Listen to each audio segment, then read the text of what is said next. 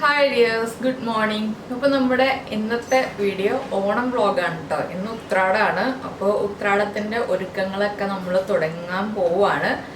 ഒരുക്കങ്ങൾ എന്ന് പറയുമ്പോൾ ആദ്യം തന്നെ പൂക്കളൊക്കെ റെഡി ആയിട്ടുണ്ട്. പൂക്കൾ റെഡിയാക്കിയിരിക്കുന്നത് വൈകുന്നേരം പൂവിടാനായിട്ടാണ്. ഞങ്ങൾ ഉത്രാടത്തിൻ്റെ അന്ന് വൈകിട്ടാണ് പൂവിടുന്നത്. അതായത് നാളെ തിരുവോണത്തിനന്ന് പൂക്കളം റെഡി ആവുന്ന രീതിയിൽ ഉത്രാടത്തിൻ്റെ അന്ന് രാത്രിയാണ് പൂക്കൾ ഇടുന്നത്. അതുകൊണ്ടാണ് പൂക്കളൊക്കെ നിരത്തിയിട്ടിരിക്കുന്നത്. പിന്നെ വാഴയിലൊക്കെ വാങ്ങിച്ചു വെച്ചിട്ടുണ്ട് സദ്യ ഉണ്ണാനായിട്ട്. ഇനിയിപ്പോൾ കറികളൊക്കെ ഉണ്ടാക്കാൻ തുടങ്ങണം. ഒരുപാട് വലിയ സദ്യ ഒന്നുമല്ല, ഒരു ചെറിയ സദ്യയാണ് പ്ലാൻ ചെയ്തിരിക്കുന്നത്. അപ്പോൾ നമുക്ക് ബാക്കിയുള്ള കാര്യങ്ങൾ എന്തൊക്കെയാണെന്ന് കാണാം. അപ്പോൾ ഞാൻ കുക്കിംഗ് സ്റ്റാർട്ട് ചെയ്ത് തുടങ്ങി. എന്തൊക്കെയാണെന്ന് വെച്ചാൽ നമ്മുടെ ഇഞ്ചിക്കറിയാണ് ഉണ്ടാക്കുന്നത്. പുളിയിഞ്ചി അല്ല, പുളിയിഞ്ചി രാജുവേട്ടന് ഇഷ്ടമുള്ളതുകൊണ്ട് ഞാൻ ഇഞ്ചിക്കറിയാണ് ഉണ്ടാക്കുന്നത്. ഇഞ്ചിക്കറിക്കുള്ള ഇഞ്ചി അരച്ച് വെള്ളത്തിലിട്ട് വെള്ളമൊക്കെ ഊറ്റി പിഴിഞ്ഞെടുത്തിട്ട് വറുക്കാൻ വേണ്ടിയിട്ടുണ്ട്.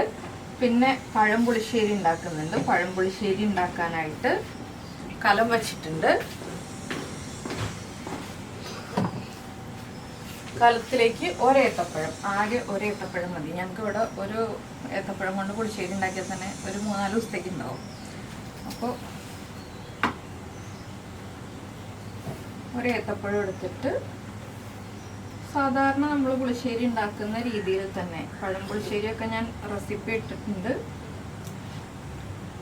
സൗണ്ട് കുറവാണോ എന്നൊരു സംശയം. സൗണ്ട് ഇച്ചിരി കുറവായിരിക്കും. എന്താണെന്ന് വെച്ചാൽ അത്ര പെർഫെക്റ്റ് അല്ല, ചുമ മാറിയിട്ടില്ല. അപ്പോൾ ഇഞ്ചി ചൂടായി വരുന്ന സമയം കൊണ്ട് നമുക്ക് പുളിശ്ശേരിയുടെ കാര്യങ്ങളും കൂടി നീക്കി പുളിശ്ശേരിക്കുള്ള കഷ്ണം വേവിക്കാൻ വെച്ചിട്ടുണ്ടെങ്കിൽ പുളിശ്ശേരിയുടെ കഷ്ണം വേവുകയും ചെയ്യും, ബാക്കി കാര്യങ്ങൾ നടക്കുകയും ചെയ്യും. ഞാനിവിടെ പച്ചക്കറികളൊക്കെ ഒരു മുറത്തിൽ വെച്ചിട്ടുണ്ട്. എല്ലാം കൂടെ ഒരുമിച്ച് എല്ലാം ക്ലീൻ ആക്കി എടുക്കാം.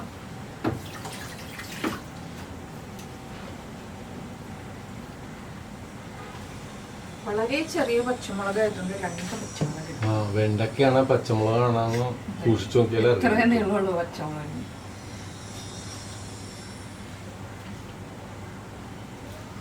എരിവ് എങ്ങനെയാണെന്ന് അറിയാനും പാടില്ല.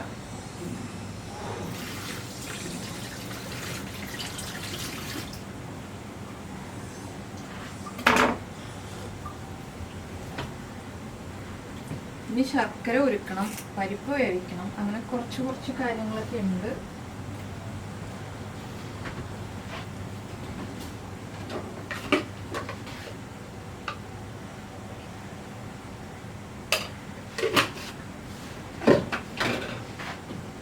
ഓരോന്നിലേക്ക് ആവശ്യമുള്ള കാര്യങ്ങൾ ചേർത്ത് പോയിട്ടുണ്ടെങ്കിൽ അത് അവിടെ ഇരുന്ന് റെഡി ആയിക്കോളും.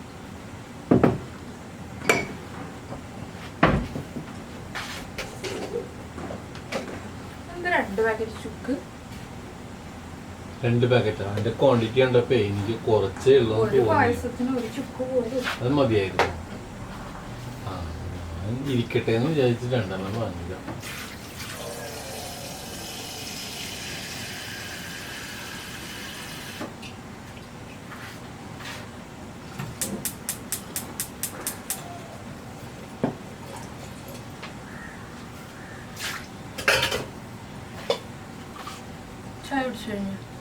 കഴിഞ്ഞിട്ടില്ല. തേങ്ങ വേഗം വേണം. ഇപ്പൊ ശരിയാക്കി തരാം. ഒരു പണിയുണ്ടല്ലേ. അപ്പൊ നമ്മുടെ പുളിശ്ശേരിയുടെ കഷ്ണം വേവിക്കാൻ വെച്ചു. ഇഞ്ചിയിൽ വെള്ളം വറ്റി വന്നിട്ട് ഇഞ്ചി ഒന്ന് കുക്കായി വന്നിട്ട് വേണം നമുക്ക് തേങ്ങ ചേർക്കാൻ. അപ്പോൾ ഈ സമയം കൊണ്ട് തന്നെ പച്ചക്കറികൾ മുറിക്കാനുള്ള കാര്യങ്ങൾ നോക്കാം. ഇടയ്ക്ക് ഇഞ്ചി ഇളക്കി കൊടുക്കണം. അങ്ങനെ 1-2 കാര്യങ്ങളുണ്ട്. അപ്പം ഞാൻ വിചാരിക്കുന്നത് എന്താണെന്ന് വെച്ചാൽ പച്ചക്കറി മുറിക്കൽ രാജുവേട്ടനെ ഏൽപ്പിക്കാം, തേങ്ങ ചിരവാനുള്ളത് രാജുവേട്ടനെ ഏൽപ്പിക്കാം.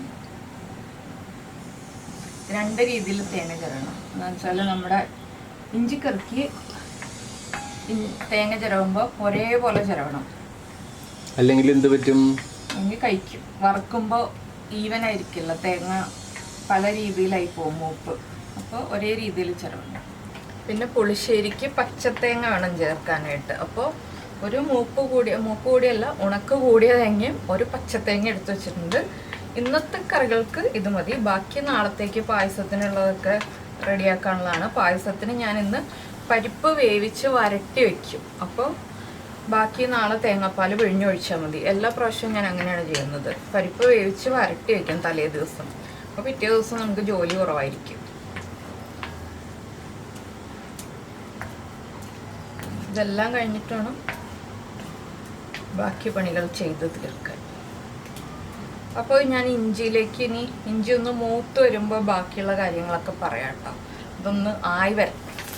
അപ്പോൾ ഇതാ പഴംപുളിശ്ശേരിയുടെ പഴം കുക്കായി വരുന്നുണ്ട് കേട്ടോ. ഇഞ്ചി കുക്കായിട്ടില്ല. ഞാനപ്പോൾ അത് രാജുവേട്ടനെ എത്തിച്ചു. ഇനി ഞാൻ പുളിശ്ശേരിക്കുള്ള അരയ്ക്കാൻ പോവാണ്. അത് അരച്ചു കഴിഞ്ഞിട്ടുണ്ടെങ്കിൽ നമ്മുടെ പഴംപുളിശ്ശേരി ഇപ്പോൾ തന്നെ റെഡി ആയി കിട്ടും.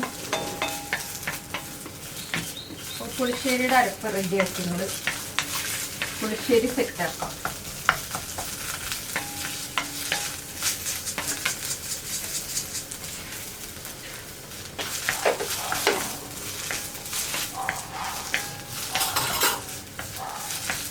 ഇതിനിടയിൽ ഞാൻ പാവയ്ക്കൊക്കെ മുറിച്ച് വെച്ചു കേട്ടോ. പാവയ്ക്ക മുറിച്ച് ഉപ്പ് വരട്ടി വെച്ചിട്ടുണ്ട്.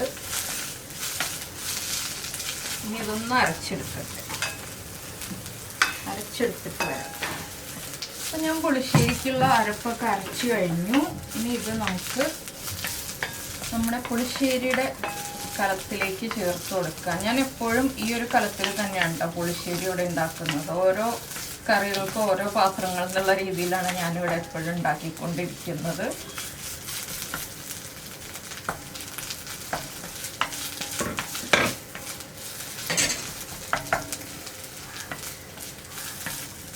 ആദ്യം പുളിശ്ശേരി ഉണ്ടാക്കുന്നത് എന്താണെന്ന് വെച്ചാൽ പിന്നെ പച്ചടി ഇതേ മിക്സിയിൽ തന്നെ അരയ്ക്കാം. പച്ചടിക്കുള്ള അരപ്പ് വേറെ മിക്സിയിൽ അരയ്ക്കേണ്ട ആവശ്യമില്ല. അതുകൊണ്ടാണ് ആദ്യം പുളിശ്ശേരി ഉണ്ടാക്കിയിട്ട് പാത്രം കഴുകലിൻ്റെ എണ്ണം കുറയ്ക്കുക എന്നുള്ള രീതിയിൽ പ്ലാൻ ചെയ്യുന്നത്.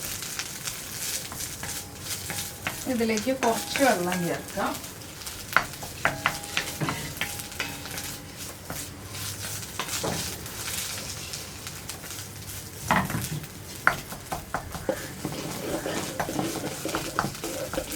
ഈ അരപ്പൊന്ന് കുക്കായി വരുന്ന സമയത്ത്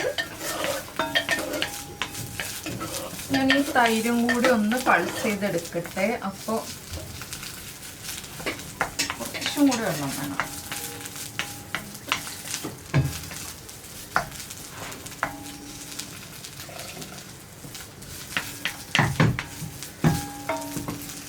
തൈരും ഇതേ ജാറിൽ തന്നെ ഒന്ന് പൾസ് ചെയ്ത് ചേർക്കുകയാണെങ്കിൽ പിന്നെ നമുക്ക് പച്ചടിക്കുള്ള അരപ്പും കൂടി റെഡിയാക്കാം.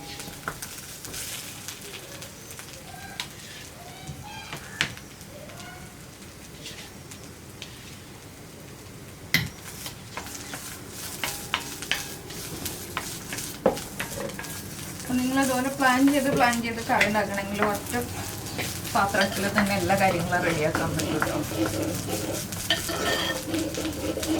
അരപ്പൊന്ന് ചൂടായി തുടങ്ങുന്നുണ്ട്. 10 സെക്കൻഡ് പൾസ് ചെയ്താൽ മതി. ഒന്നും പറയാനില്ല. കുറച്ചാളാണ് സ്റ്റാർട്ടിങ് ട്രബിൾ ഉള്ളതാണ്. ക്യാമറയുടെ മുന്നിലേക്ക് വരാത്തത് കൊണ്ട് ഒന്നും സംസാരിക്കാതെ സൈലന്റ് ആയിട്ട് നിൽക്കുന്നു. ഇടയ്ക്കിടയ്ക്ക് ക്യാമറയുടെ മുന്നിലേക്ക് വരണ്ടേ. ഇഞ്ചിക്ക് ഭയങ്കര മടി ഒന്ന് മൂത്ത് വരാൻ. അത് വലിയ തീയിൽ വെക്കാൻ പറ്റില്ല. ഇഞ്ചി എപ്പോഴും വറക്കുമ്പോ ചെറിയ തീയിൽ വെച്ചിട്ട് വറക്കണം. അല്ലെങ്കിൽ ഇഞ്ചി പല വേവായിരിക്കും, കറക്റ്റ് ആവില്ല.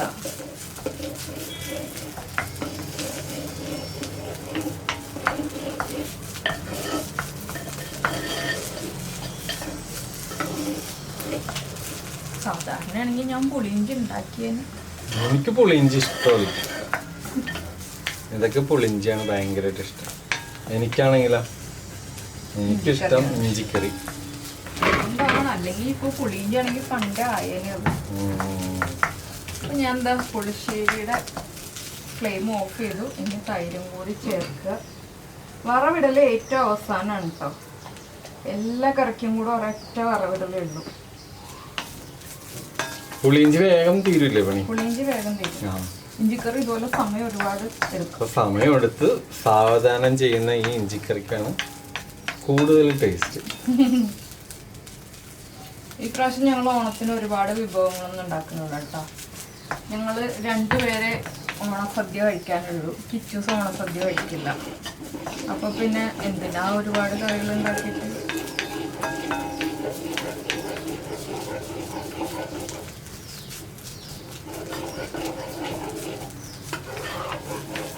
കിച്ചൂസ് ഇതുവരെ സദ്യ കണ്ടിട്ടില്ല അല്ലേ?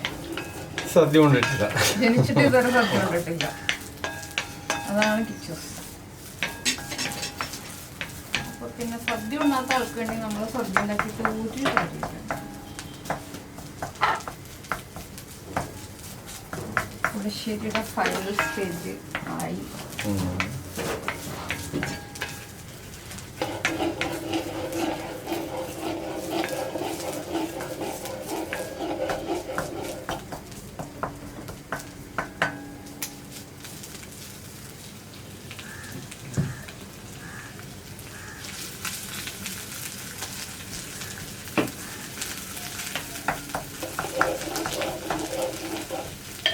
ഇങ്ങനെ നമ്മുടെ പുളിശ്ശേരി റെഡിയായി. ഇനി പുളിശ്ശേരിയിലേക്ക് വറവിടുക, ഉപ്പ് ചെക്ക് ചെയ്യുക എന്നുള്ള കാര്യങ്ങളൊക്കെ ഉള്ളൂ. ഉപ്പൊക്കെ ഒരിത്തിരി കഴിഞ്ഞിട്ട് ചെക്ക് ചെയ്യുക. ഞാൻ പച്ചടിക്കുള്ള അരപ്പ് റെഡിയാക്കട്ടെ. പാവയ്ക്ക പച്ചടിയാണ് കേട്ടോ. പച്ചടിയിലേക്കായിട്ട് അരയ്ക്കുമ്പോൾ കുറച്ചരപ്പ് മതി. അങ്ങനെ ഞാൻ 2 രീതിയിൽ തേങ്ങ എടുത്തത്. പച്ചത്തേങ്ങ പച്ചടിക്കും, മൂപ്പ് കൂടിയ ഇച്ചിരി ഉണങ്ങി തുടങ്ങിയ തേങ്ങ നമ്മുടെ പുളിയിഞ്ചിക്ക്. ഇഞ്ചിക്കറി പറഞ്ഞു. ഉള്ളിൽ ആ ചിന്തയുള്ളത് കൊണ്ടേ ഇത്രക്ക് ടേസ്റ്റ് ആണോ പുളിയിഞ്ചിക്ക്? പുളിയിഞ്ചിക്ക് ഭയങ്കര ടേസ്റ്റാണ്.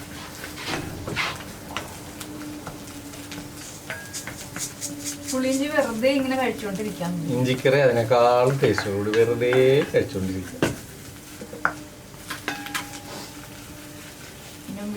രണ്ട് കറി ഇഷ്ടം, രണ്ടും കഴിച്ചിട്ടുള്ള ആൾക്കാരോട് ഒന്ന് ചോദിച്ചു നോക്ക് ഏതാണ് ഇഷ്ടം എന്നുള്ളത്. ഞാൻ വിട്ട് തന്നിരിക്കുന്നു. ഞാൻ അതുകൊണ്ടല്ലേ ഇഞ്ചിക്കറി വെച്ചു തന്നത്.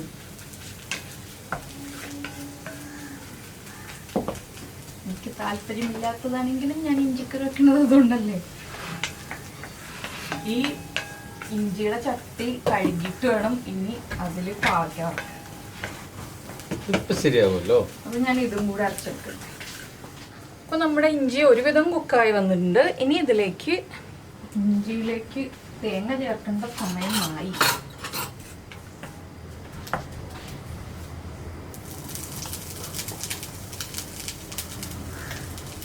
ഇനി തേങ്ങയൊക്കെ ചേർത്ത് ഇനി തേങ്ങയും ഇഞ്ചിയും കൂടെ ഒരുമിച്ച് കുക്കായി വരും.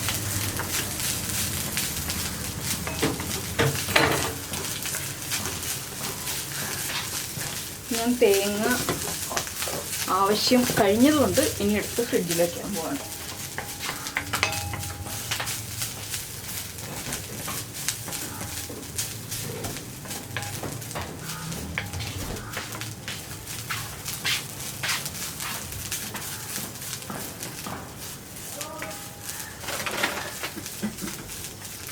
പരിപ്പ് വറുത്തോട്ടെ. വറുത്തോളൂ. അത് പരിപ്പൊന്ന് അളന്നെടുക്കട്ടെ. ഞാനിപ്പോൾ 1/4 കിലോ പരിപ്പ് കൊണ്ടാണ് പായസം വയ്ക്കാൻ പോണേ. 1/4 കിലോ ചെറുപയർ പരിപ്പ് എടുത്തിട്ടുണ്ട്. അതിന് 1/2 കിലോ ശർക്കര വേണം. പിന്നെ നമ്മുടെ ഇഞ്ചിക്കറിക്ക് ശർക്കര വേണം. അപ്പോൾ എല്ലാം ശർക്കര ഞാൻ 1 കിലോ ശർക്കര എടുത്തിവിടെ വെച്ചിട്ടുണ്ട്. ഇഞ്ചിക്കറിക്കുള്ള ശർക്കര. അയ്യോ, ഇഞ്ചിക്കറിക്ക് പുളി വെള്ളത്തിലിട്ടില്ല. പുളി വെള്ളത്തിലിടാൻ മറന്നുപോയാ? അല്ല, ഇപ്പൊ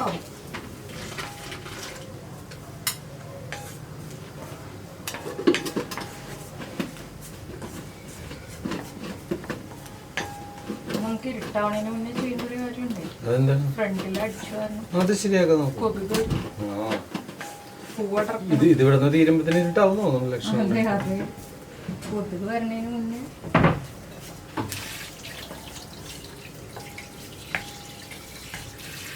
ഇത് പരിപ്പ് വേവിച്ചു വെച്ചാൽ അപ്പൊ ആക്കിയ മറത്ത് അതും കൂടി ആക്കിയ പിന്നെ വേഗം പരിപാടി കഴിഞ്ഞു.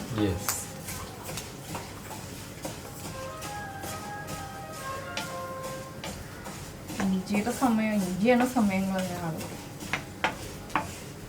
അതിന് മാത്രം സമയം പോയി ഇഞ്ചിയാണ് തുടക്കം മുതൽ ഇത്രയും നേരം വരെ എടുത്തത്.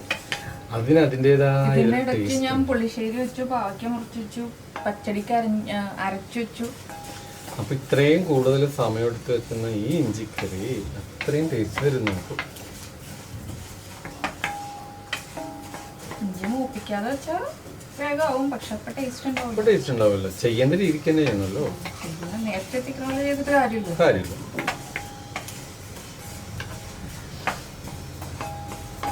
എല്ലാവർക്കും ഇഞ്ചിക്കറി വെക്കാൻ മടിയുള്ള കാര്യമില്ല. കുറച്ച് സമയം എടുക്കും. എന്താ ചൂട്. ഞങ്ങൾ രണ്ടുപേരും കൂടി തേങ്ങയും ഇഞ്ചിയൊക്കെ വറുത്ത് പരിപ്പൊക്കെ വറുത്ത് റെഡിയാക്കി കഴിഞ്ഞിട്ട് ഇനി അടുത്ത സ്റ്റേജ് ആകുമ്പോൾ പറയാം കേട്ടോ. ഓരോ സ്റ്റേജ് ആകുമ്പോൾ എന്താണെന്ന് വെച്ചാൽ ഇത് കുറച്ച് സമയം എടുക്കും, പരിപ്പും കുറച്ച് സമയം എടുക്കും. അങ്ങനെ കുറച്ച് സമയം എടുത്തെടുത്തേ കുക്കാവുള്ളൂ. അപ്പം ഞാൻ കുറേ ജോലികളൊക്കെ തീർത്തിട്ടു. ഇതാ ഇഞ്ചിക്കറി റെഡിയായി കഴിഞ്ഞു. പിന്നെ ഇതാ പാവയ്ക്ക പച്ചടി റെഡിയായി കഴിഞ്ഞു. അതുപോലെ തന്നെ നമ്മുടെ പുളിശ്ശേരിയിൽ ഞാൻ വറവിട്ട് വെച്ചിട്ടുണ്ട്. പായസത്തിനുള്ള പരിപ്പ് വേവിച്ച് വെച്ചിട്ടുണ്ട്. പിന്നെ പയറ് മെഴുക്കുരുട്ടിക്കുള്ള പയറ് കട്ട് ചെയ്ത് വെച്ചിട്ടുണ്ട്. അവിയലിനുള്ള കഷ്ണങ്ങളും കട്ട് ചെയ്ത് വെച്ചിട്ടുണ്ട്. അപ്പോൾ ഇനി ഞാൻ ഇതൊക്കെ എടുത്ത് ഫ്രിഡ്ജിലേക്ക് വെച്ചിട്ട് അടുത്തത് ചെയ്യാൻ പോകുന്നത് എന്താണെന്ന് വെച്ചാൽ ഇനി താഴെ പോയിട്ടൊന്ന് അടിച്ചു വാരി തുടച്ച് ക്ലീൻ ആക്കാനുണ്ട്. അത് കഴിഞ്ഞ് പായസം വരട്ടി വെച്ചിട്ട് വേണം പൂവിടാനുള്ള കാര്യങ്ങൾ നോക്കാൻ. അപ്പോൾ ഇനി അതൊക്കെ ചെയ്യട്ടെ. പൂവിടാനുള്ള കാര്യങ്ങളൊക്കെ ആകുമ്പോൾ നമുക്ക് കാണാം. അപ്പോൾ ഞങ്ങളിതാ പൂവിടാൻ റെഡിയായി വന്നതാണ് കേട്ടോ. ഫുഡൊക്കെ കഴിച്ചു കഴിഞ്ഞു. ഇപ്പോൾ ഒരു 9:45 പൂവിടാൻ തുടങ്ങാൻ പോവാണ്. ഇവിടെ നമ്മുടെ സിറ്റ് ഔട്ടിലാണ് പൂവിടുന്നത്, വേറെ സ്ഥലമില്ല പൂവിടാനായിട്ട്. അപ്പോൾ പൂവിടാൻ തുടങ്ങട്ടെ.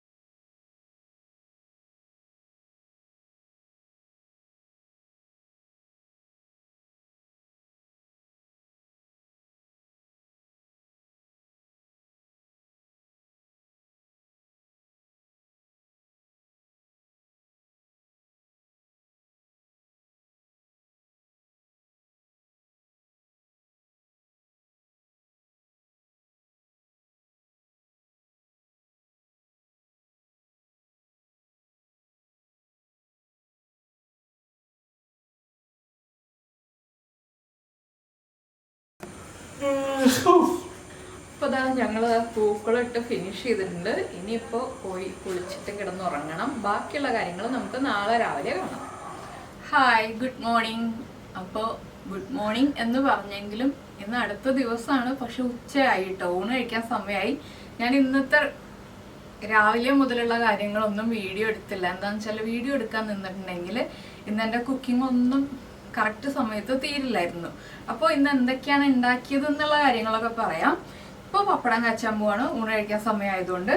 അപ്പോൾ പപ്പടം കാച്ചണം. പിന്നെ ഓരോന്നായിട്ട് പറയാം. നമ്മുടെ പാലട പായസം, പിന്നെ പരിപ്പ് പായസം റെഡിയാക്കിയിട്ടുണ്ട്. അതുപോലെ തന്നെ കട്ടിപ്പരിപ്പുണ്ട്, അച്ചിങ്ങയും കായും കൂടി മെഴുക്കുവരട്ടിയുണ്ട്. പിന്നെ ഇത് കഴിഞ്ഞ ദിവസം നമ്മൾ ഉണ്ടാക്കി വെച്ച വടുകപ്പുളി നാരങ്ങ അച്ചാറ്, മാങ്ങ അച്ചാറ്, പാവയ്ക്കപ്പച്ചടി, ഇഞ്ചിക്കറി, ക്യാബേജ് തോരൻ. ഇതൊക്കെ ഇന്ന് രാവിലെ ഉണ്ടാക്കിയതാണ്. ഇന്നലെ ഉണ്ടാക്കിയ പുളിശ്ശേരി, അവിയൽ, പിന്നെ പഴമുണ്ട്.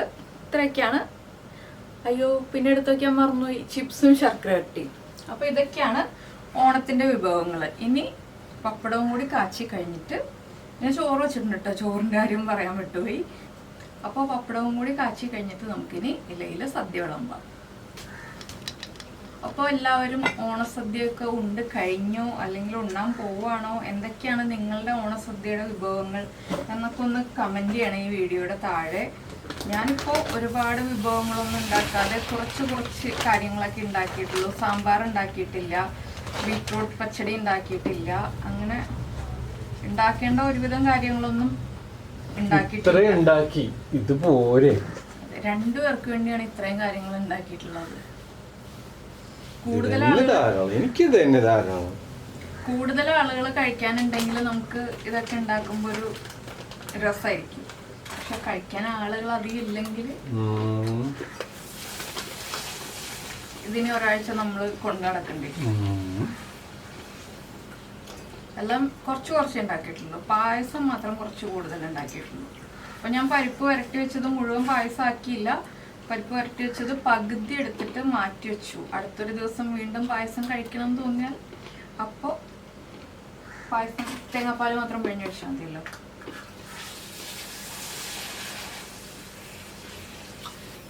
ഞങ്ങൾ ഇന്നലെ പൂക്കളൊക്കെ ഇട്ടിട്ട് രാത്രി കിടന്നപ്പോൾ 1 മണി കഴിഞ്ഞു. അതുകൊണ്ട് ഇന്ന് എഴുന്നേക്കാൻ ഇത്തിരി ലേറ്റായി. സാധാരണ 5 മണിയാകുമ്പോൾ എഴുന്നേക്കുന്നതാണ്. ഇന്ന് 7:30 ആയപ്പോൾ എഴുന്നേറ്റത്. അപ്പോൾ അതിൻ്റെ ഭാഗമായിട്ട് കാര്യങ്ങളൊക്കെ വൈകി.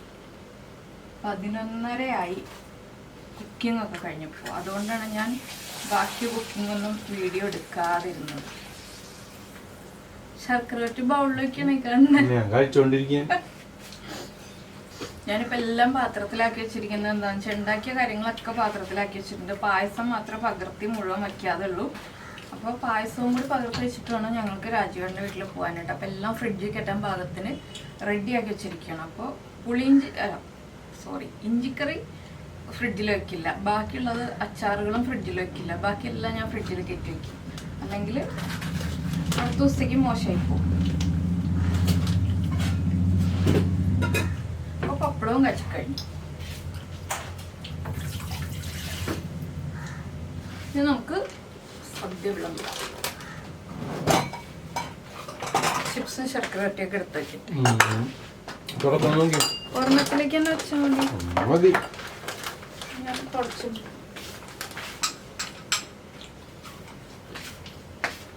ചൂടെടുത്തിട്ട് വയ്യ. അത് തന്നെയാണ് പ്രശ്നം. നല്ല ചൂട്. മതി. എന്തിനാ അധികം? ഇല തുടച്ചിട്ട് വേണം. ഞങ്ങളിപ്പോ ശർക്കര വരട്ടി, ചിപ്സ്, ഉപ്പ് അങ്ങനെ ഓരോന്നായിട്ട് വിളമ്പിക്കൊണ്ടിരിക്കുകയാണ്. ഇത് വിളമ്പുന്നതിന് ഓർഡർ ഉണ്ട്, പക്ഷെ അത് കറക്റ്റ് അറിയില്ല. അതെങ്ങനെയാണെന്നുള്ളത് ആരെങ്കിലും ഒക്കെ ഒന്ന് കമന്റ് ചെയ്ത് തരാം കേട്ടോ. സദ്യ വിളമ്പുന്നതിന്റെ ഓർഡർ ഇത്രയും വർഷമായിട്ട് അറിയാൻ പാടില്ല.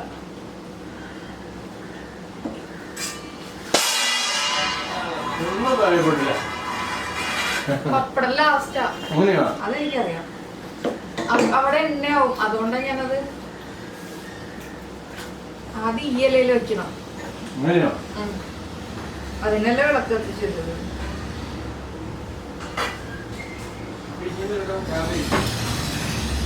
മറ്റച്ചാറ് നാരങ്ങ,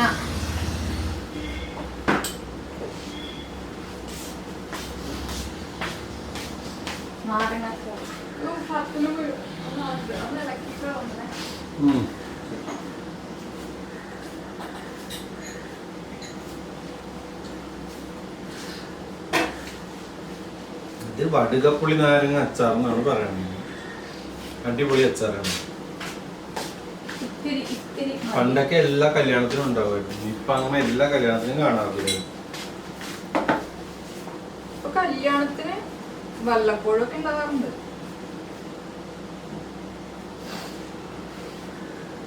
ഞങ്ങള് തന്നെ സദ്യ വിളമ്പുന്നു, ഞങ്ങള് തന്നെ കഴിക്കും. നമ്മൾ തന്നെ സദ്യ വിളമ്പുന്നു, നമ്മൾ തന്നെ കഴിക്കുന്നു.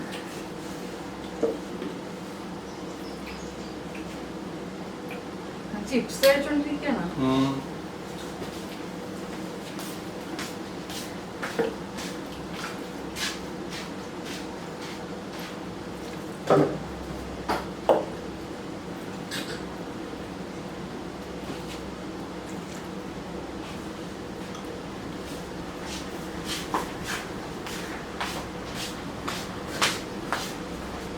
പുളിശ്ശേരി എടുക്കണേ.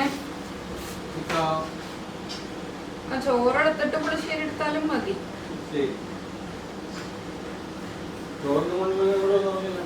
മതി. അതിന്റെ ഇടയിലത്തെ പാത്രം താഴെ ഇടരുതേ.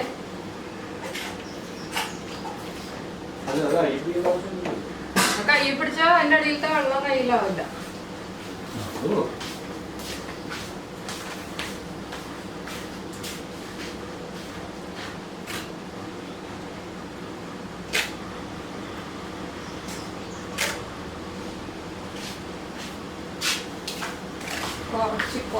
കുറച്ച് മതി.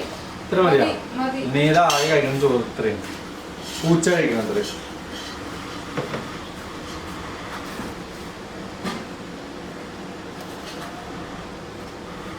പക്ഷെ എന്നെ കണ്ടാ പറയൂലല്ലോ.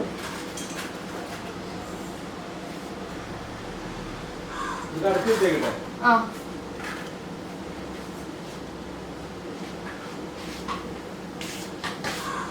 അവിടെ ഒരു പായസത്തിന്റെ പാത്രം കൂടി ഇരിക്കണ്ടേ.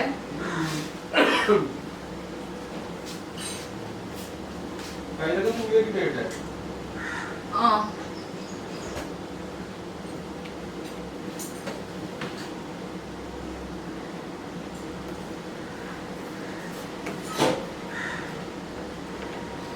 പായസത്തിന്റെ പാത്രം എടുക്കണം അല്ലേ? ഒരു പാത്രം അവിടെ എടുത്ത് വെച്ചിട്ടുണ്ട് ഞാൻ. ഇതും കൂടി ഉള്ളൂ, വേറെ ഒന്നുമില്ല.